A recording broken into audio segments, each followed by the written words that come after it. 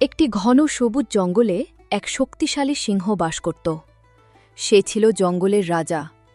সব প্রাণী তাকে খুব ভয় পেত এবং সম্মানও করত।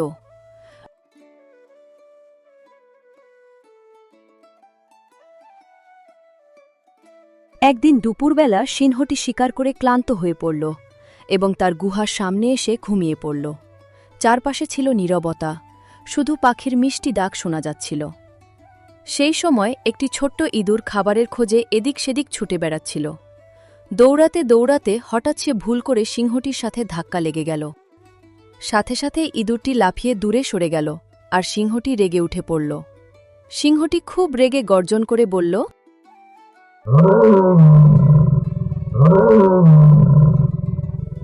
তুই এত সাহস কোথায় পেলি যে আমার শরীরের উপর উঠলি? এখনই তোকে খেয়ে ফেলবো।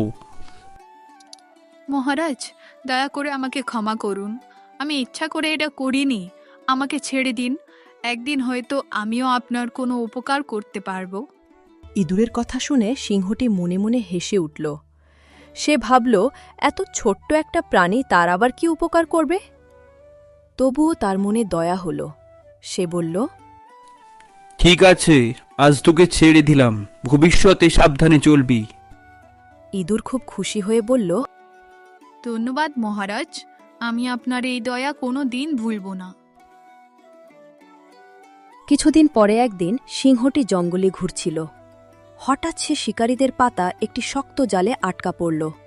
সে যতই চেষ্টা করল ততই আরও বেশি করে জালে জড়িয়ে গেল। সিংহ ভয়ে ও রাগে জোরে জোরে গর্জন করতে লাগল।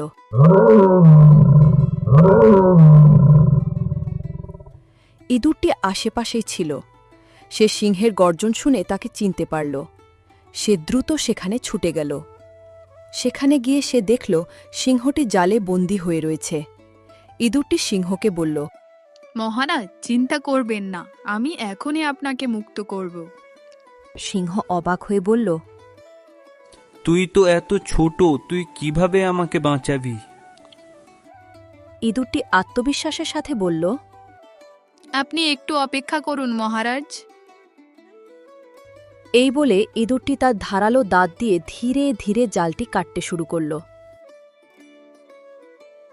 কিছুক্ষণ পর জালটি কেটে গেল এবং সিংহটি মুক্ত হয়ে গেল। তো মহা খুশি হল। সে ইঁদুরকে বলল, বন্ধু, আমি ভুল ছিলাম। তুই ছোট হলেও তোর সাহস ও সাহায্য করার মন অনেক বড়। তুই আজ আমার জীবন বাঁচিয়েছিস। ইঁদুরটি হেসে উত্তর দিল, মহারাজ, আপনি আমাকে আগে বাঁচিয়েছিলেন। আজ আমি শুধু আমার দায়িত্ব পালন করেছি। সেদিন থেকে তারা দুজন খুব ভালো বন্ধু হয়ে গেল।